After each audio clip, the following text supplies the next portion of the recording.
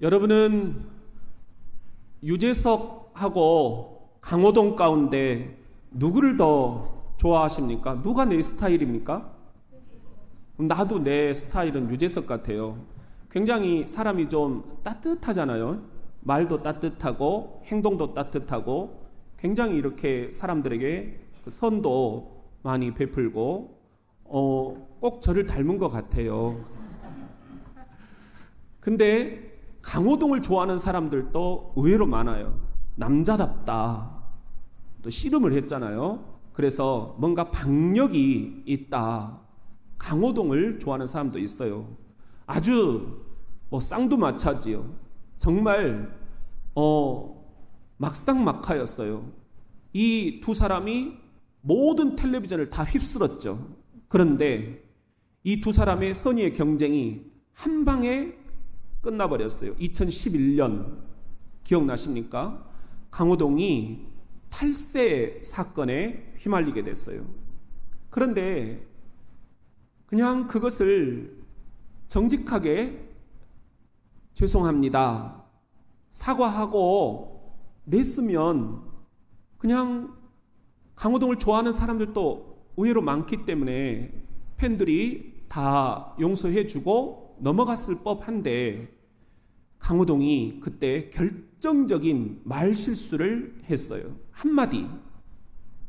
그건 뭐냐 하면 내가 실수로 놓친 것 같다.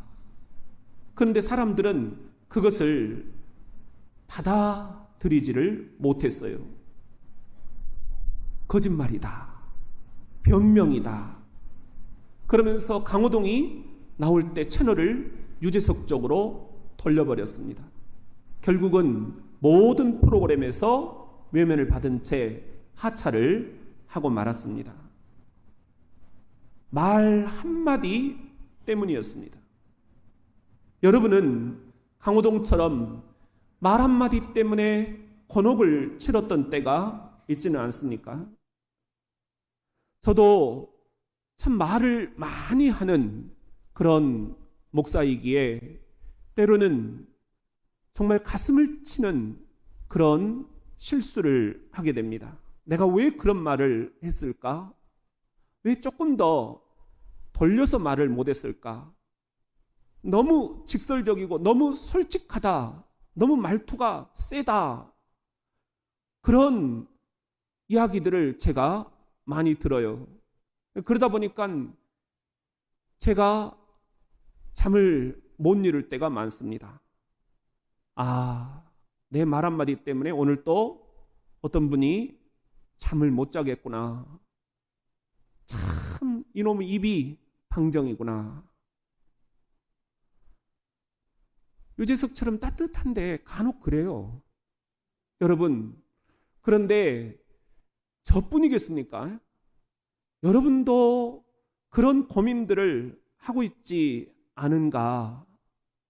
참을 수 없는 내 혀의 가벼움, 이 가벼움 때문에 여러분들 후회하고 있을 때가 없느냐 하는 것입니다. 오늘 야고보도 이런 말의 실수를 이야기하고 있습니다. 본문 말씀 2절을 같이 한번 읽어보겠습니다. 시작. 우리가 다 실수가 많으니 만일 말에 실수가 없는 자라면 곧 온전한 사람이라 능히 온 몸도 굴레 씌우리라. 말에 실수가 없는 자라면 얼마나 좋겠느냐 하는 거예요. 그런데 그것은 예수님 외에는 찾을 수가 없다. 우리는 다 말에 실수가 많은 자라. 그러면서 특별히 1절에 보면은 우리는 선생이 되어 있다. 그런데 여러분, 선생 좋은 거 아니다. 다 선생이 되려고 하지 마라. 그런 이야기를 하고 있어요. 왜 그럴까요?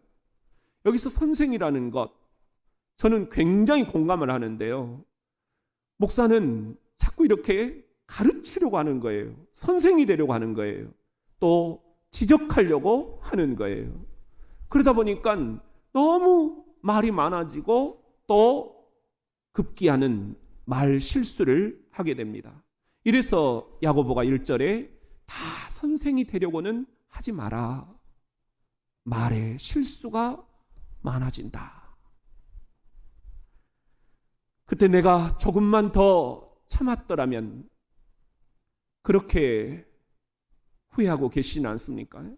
그때 내가 조금만 더 지혜롭게 말을 돌려서 했더라면 그런 아쉬움 때문에 지금 여러분들 고민하고 계시지 않습니까?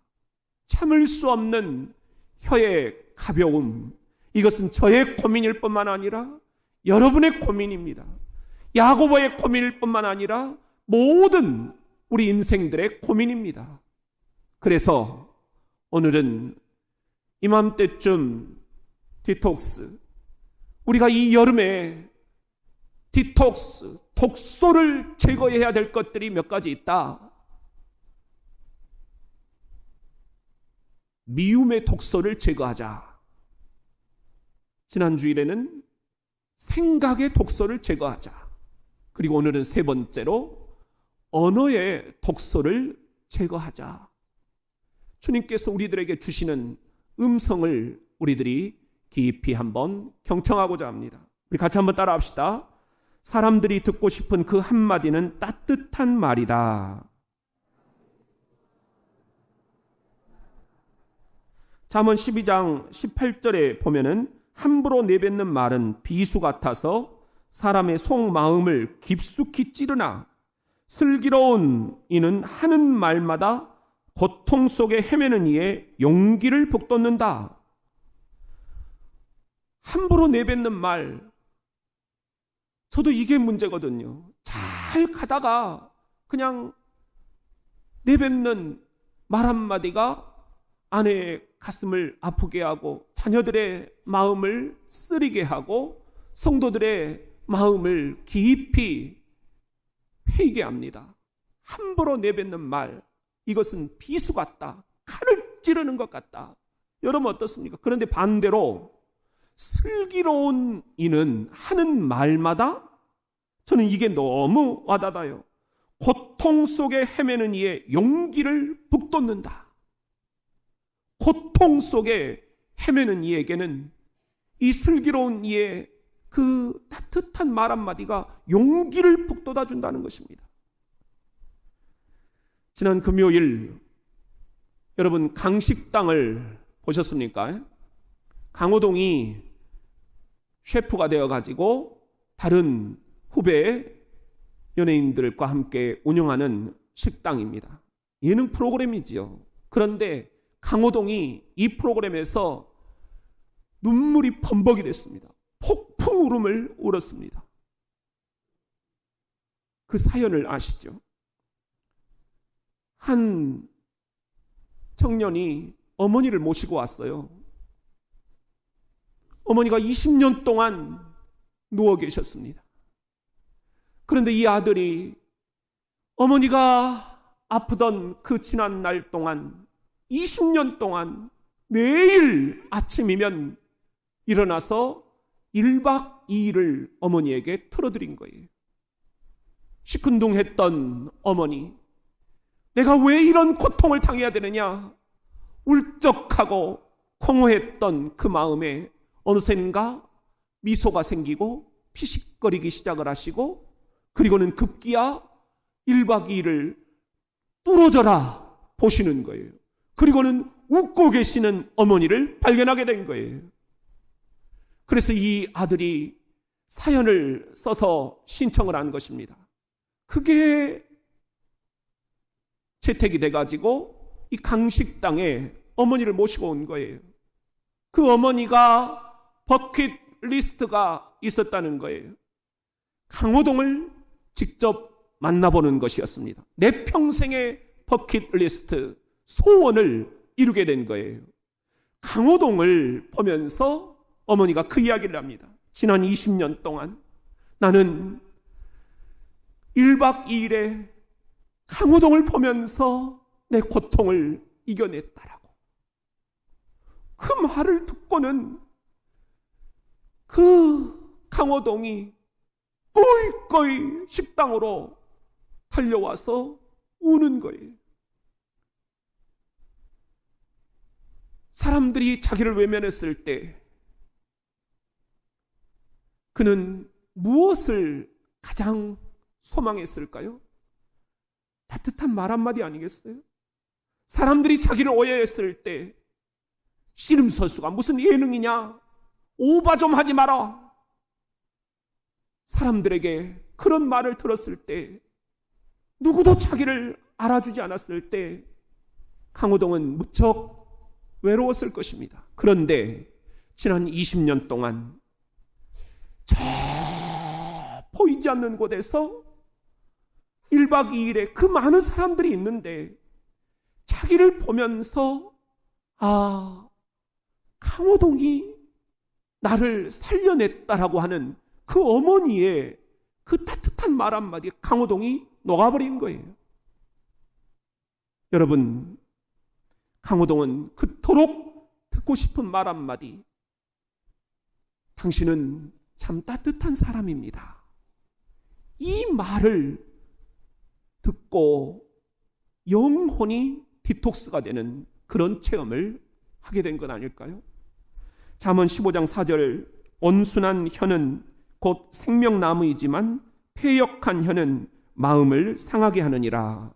개역 개정판에는 이렇게 돼 있는데 좀 더 우리 청소년들이 이해하기 쉬운 현대어 성경으로 우리 같이 한번 읽어봅니다. 시작.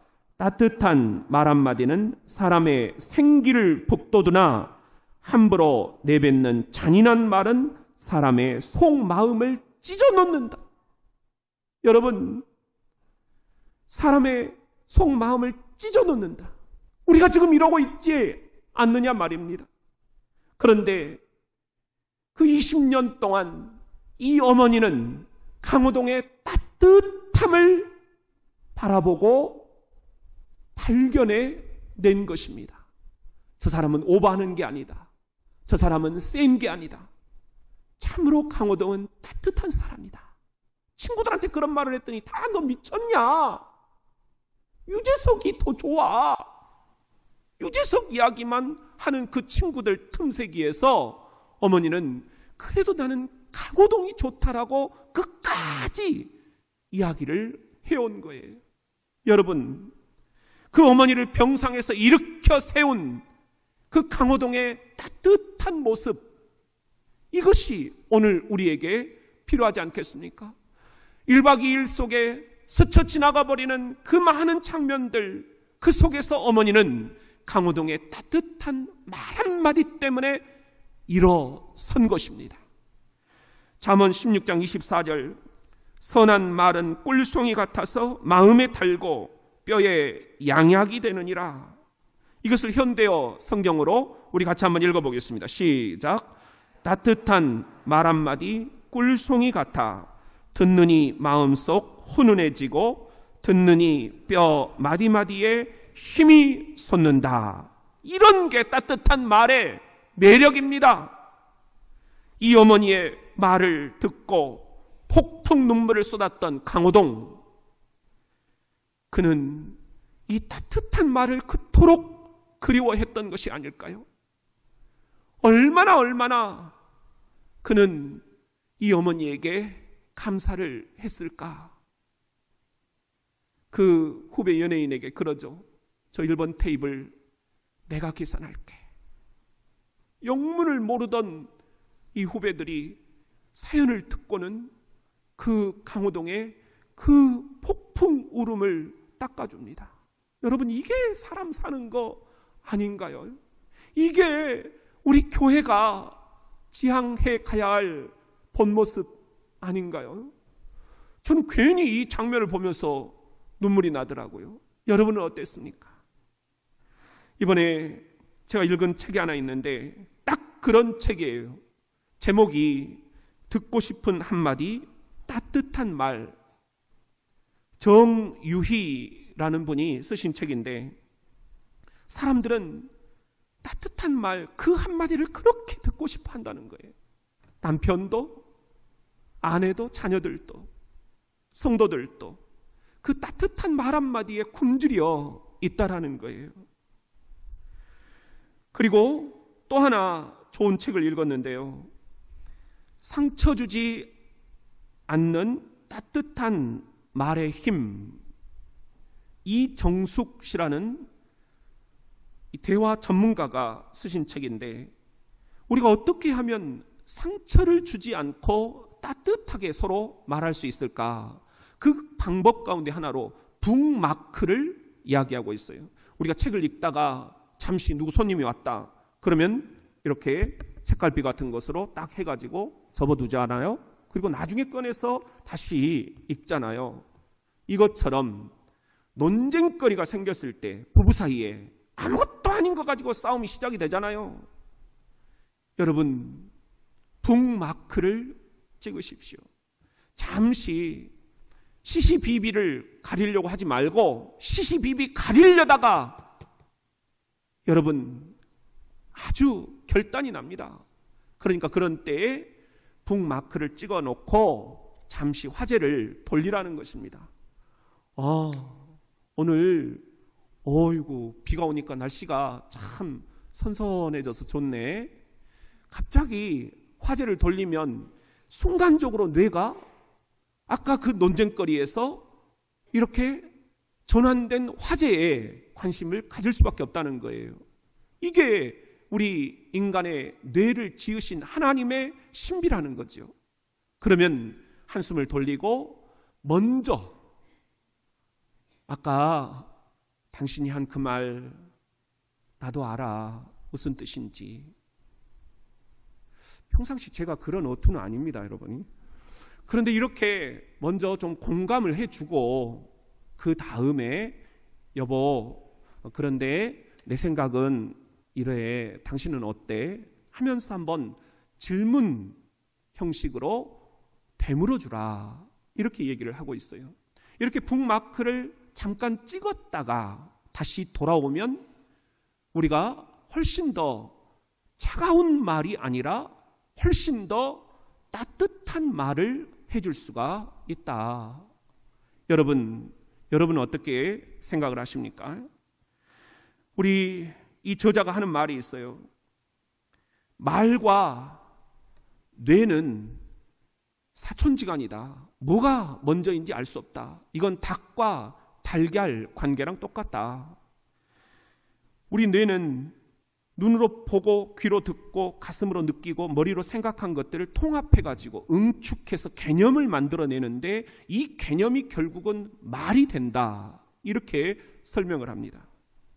그래서 긍정적이고 따뜻한 말을 하면 뇌는 들어온 정보를 따뜻하고 긍정적으로 편집을 한다라는 것입니다. 반대로 뇌가 세상을 따뜻하고 긍정적으로 인식을 하면 말도 따뜻하고 긍정적으로 바뀐다라는 것입니다. 왜 우리가 공격적이고 싸나운 말들이 튀어나오냐? 그것은 뇌에 입력된 정보가 차갑고 공격적으로 편집이 되어 있기 때문이라는 것입니다. 여러분은 지금 어떻습니까? 여러분의 뇌가 너무 공격적이고 차가운 것들로 편집이 되어 있지는 않습니까? 우리 그런 의미에서 찬양을 같이 한번 불러보겠습니다. 나의 입술의 모든 말과 나의 마음의 묵상이 주께 연락되기를 원하네.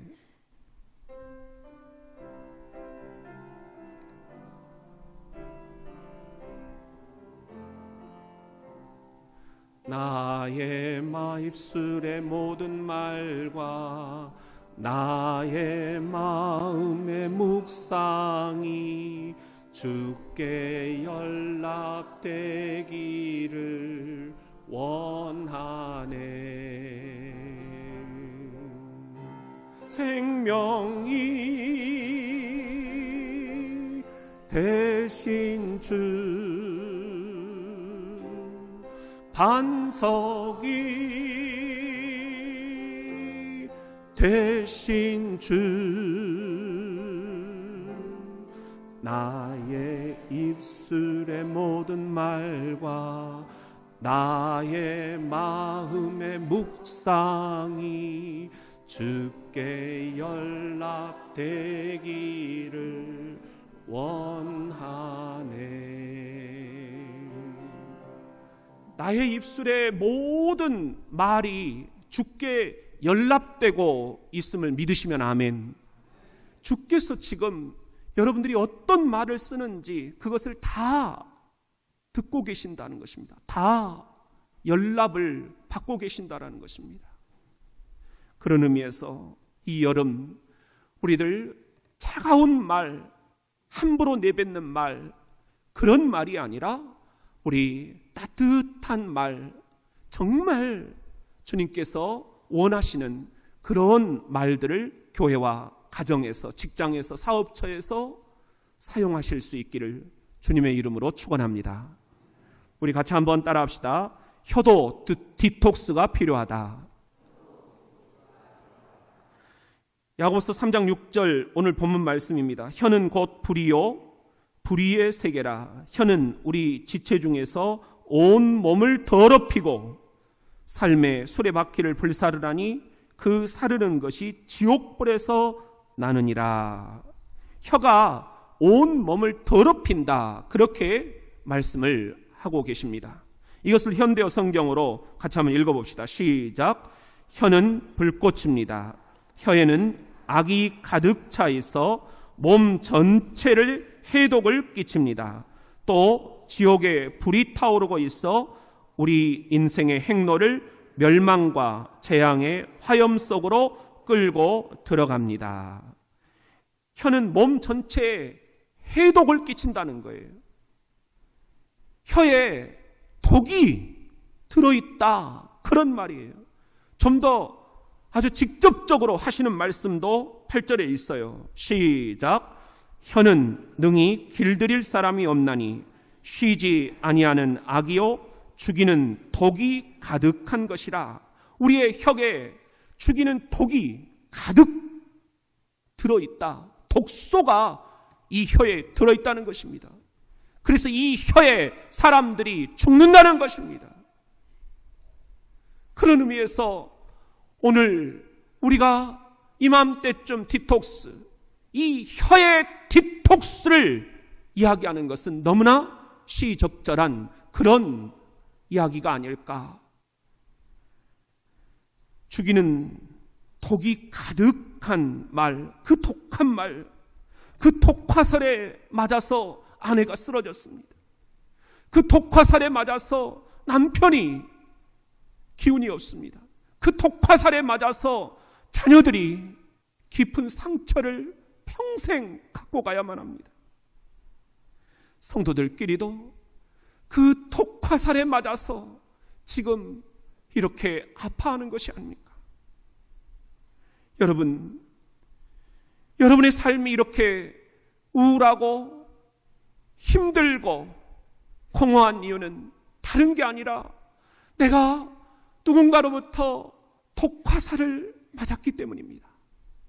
이 독한 말, 우리 시편 64편 3절입니다. 시작. 저들은 칼날처럼 날카롭게 혀를 펴리고 화살처럼 독한 말을 겨누고 쏘아댑니다. 내가 바로 그 사람이었습니다. 내가 바로 독화살을 쏘는 그런 사람이었습니다. 여러분, 아주 소중한 책이 있어서 여러분들에게 소개를 해드리고 싶은데요. 조이스 마이어라는 그런 여사가 쓴 책인데 영성 생활을 아주 현실적으로 많이 이렇게 우리들에게 글로 가르쳐주고 계시는 분이에요. 말을 바꾸면 삶이 바뀐다. 꼭 이 책 제목처럼, 이 디자인처럼 말이 바뀌면 여러분의 삶이 바뀐다, 이렇게 이야기를 하면서 재미있는 표현을 하고 있는데요.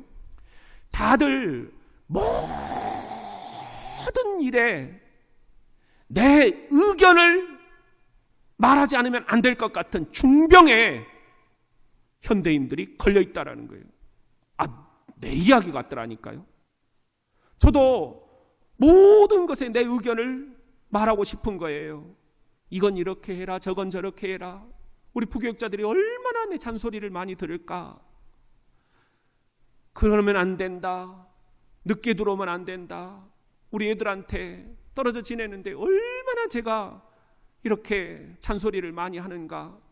나는 이것들이 내 역할이다, 내 임무다 생각을 했는데 이게 병이라고 하니까 야, 이거 진짜 내가 중병에 걸렸구나. 아내가 나한테 당신은 TMI라 그렇게 얘기를 하더라고요. 이게 뭐냐? 굉장히 좋은 말 같잖아요. Too much information. 너무 많은 정보를 주려고 한다는 거예요. 설교도 너무 많은 이야기를 한다고 그러는 거예요. 생각해 보니까 그런 것 같아요. 오늘 또 이미 그 설교하고 났는데 아내가 얘기를 해가지고 지금 준비한 거 어떻게 할 수도 없고 그래가지고 이 책 저 책 많은 정보를 주고 있는데 TMI예요. 제가 참 그런 병에 지금 걸려 있는 것 같아요. 여러분은 어떻습니까? 여러분은 혹시 TMI는 아닙니까? 여러분, 이 조이스 마이어 여사가 그런 의미에서 우리 현대인들에게는 언어의 금식이 필요하다, 그렇게 이야기를 하고 있습니다. 언어도 금식을 해야 된다. 제가 몇 주 전에 영락기도원에 다녀왔다 말씀을 드렸는데 그곳에서는 일주일 동안 완전 침묵입니다. 들어가서 나올 때까지 몇 마디 필요한 생활 지침 외에는 끝까지 침묵을 지켜야 하는 그런 영성 수련을 받고 왔습니다. 말하고 싶어서 죽겠더라고요. 그런데 어느 순간 이게 이제 시간이 지나면서 침묵이라는 게 이렇게 좋은 거구나. 여호와께서 너희는 잠잠하라. 내가 어떻게 행하는지 잠잠히 보고만 있어라. 내가 다 해야 된다. 내가 다 지적해야 된다. 내가 다 말해줘야 된다.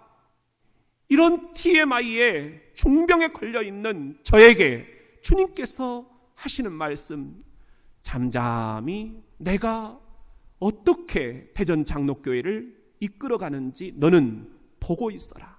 네가 하면 네가 했다고 할 것이지만 네가 안 하고 있으면 내가 했다라고 너도 알게 될 것이다. 할렐루야.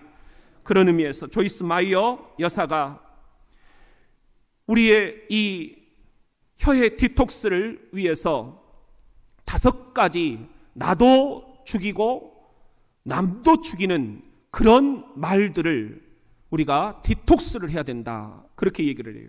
그는 디톡스라는 말을 쓰고 있지 않지만 우리 설교에 딱 맞는 말 같아서 제가 그냥 설명을 드립니다. 첫째는 뭐니 해도 불평하는 말입니다. 컴플레인 한다 그러잖아요. 근데 이 영어는 remain이라는 말과 이렇게 연결이 돼 있다는 거예요. remain이라는 것은 머문다, 그런 말이잖아요. 내가 어떤 상황에 대해서 불평을 하는 그 순간 나는 그 안에 머무르게 된다라는 것입니다. 계속해서 불평을 묵상을 하게 된다라는 것이에요. 계속해서 상상을 그렇게 해나간다는 것이에요. 그때 필요한 게 감사다. 감사야말로 나를 거기서 이끌어낼 수 있는 비장의 무기라는 그런 이야기를 하고 있습니다. 또 하나 우리가 디톡스해야 될 말은 부정적인 말입니다. 우리 정주영 씨가 박정희 대통령 그 집무실에 불려가서 사람들이 다 지금 중동으로 안 나가겠다, 거기는 돈을 벌 수 없다 하는데 정말 내가 지금 답답해 죽겠어. 당신이 한번 나가서 보고 오세요. 그렇게 얘기를 했는데 정주영 씨가 5일 만에 갔다 와서 보고하기를, 대통령 각하, 중동에 가면 우리는 완전히 달러를 그냥 비행기째 걷어가지고 올 수 있습니다. 뭘 보고 왔어? 너무 덥다고 다른 사람들은 다 안 가겠다고 하는데 어떻게 가능하오? 정주영 씨 하는 말이, 그러니까 말입니다. 그 더운 낮에는 천막 치고 자면 됩니다. 그리고 밤에 횃불 들고 일하면 됩니다. 전혀 다른 역발상으로 정주영 씨가 나중에 특별 전용기에 달러를 가득 싣고 돌아왔다. 그 이야기를 여러분들 알고 계시죠? 부정적인 말, 이것이 우리를 지금 한 치 앞도 내다보게 못하게 만들고 있지는 않습니까? 이것을 디톡스를 해야 되겠습니다. 그리고 셋째는 분노하는 말, 넷째는 험담하는 말, 그리고 다섯째는 희롱하는 말, 농담도 때로는 상처가 된다. 그렇게 이야기를 하고 있습니다. 이 5가지 말들을 우리가 지금 쓰고 있지는 않습니까? 그렇다면 이맘때쯤 디톡스, 우리 혀에도 이 5가지 말들을 디톡스 할 수 있는 이 한여름이 될 수 있기를 예수님의 이름으로 축원합니다. 우리 같이 한번 따라합시다. 사람을 살리는 말도 있다. 잠언 18장 21절에 같이 한번 읽어봅시다. 시작. 혀는 사람을 죽이기도 하고 살리기도 한다. 혀를 놀리기 좋아하는 사람은 반드시 그 대가를 받는다. 혀는 사람을 죽인다는 것 우리가 앞서 이야기를 했죠. 그런데 저는 그 다음 구절이 너무 감사하더라고요. 혀는 사람을 살리기도 한다. 살리는 말도 있다라는 거예요. 예수님이 살리는 말을 쓰셨지 않습니까? 달리다 쿰, 소녀야 일어나라 말씀하셨을 때 그 말로 죽은 소녀가 벌떡 일어섰습니다. 할렐루야. 나사로야 무덤에서 나오라.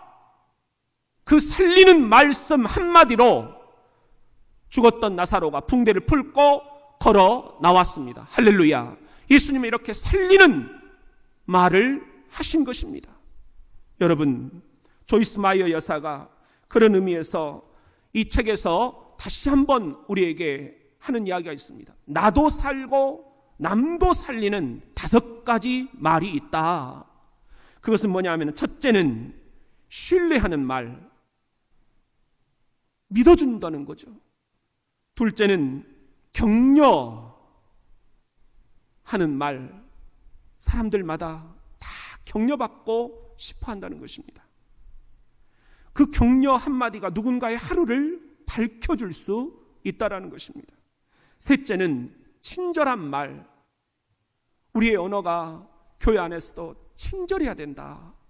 부부간에도 친절해야 된다. 가깝다고 함부로 말해서는 안 된다. 야가 뭡니까?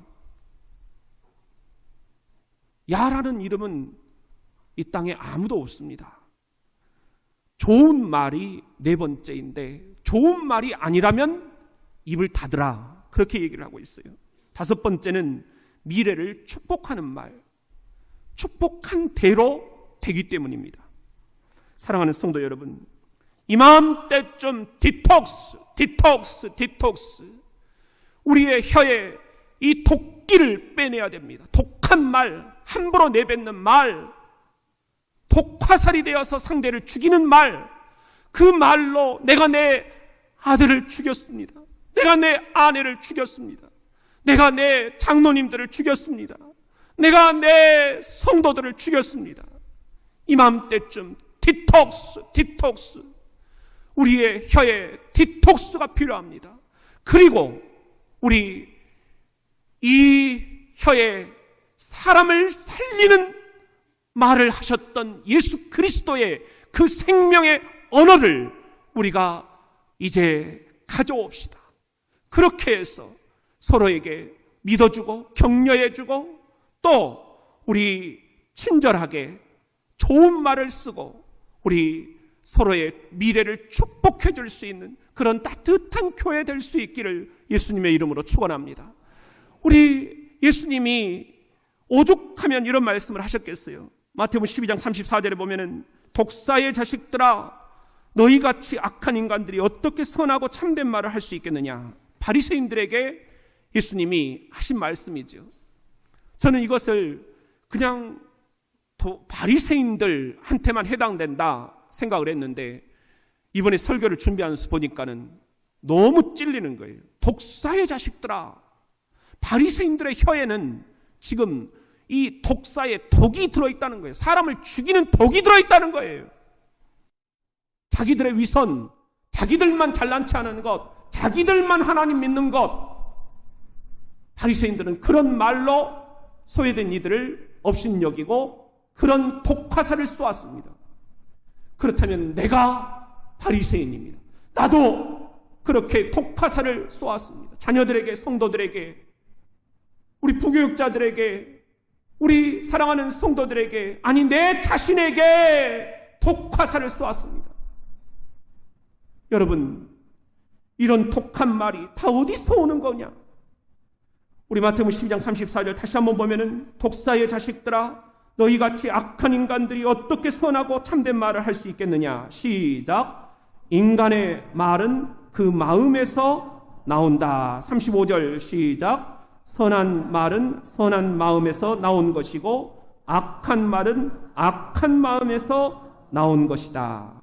어디에서 나온다고요? 마음에서 나온다는 것입니다.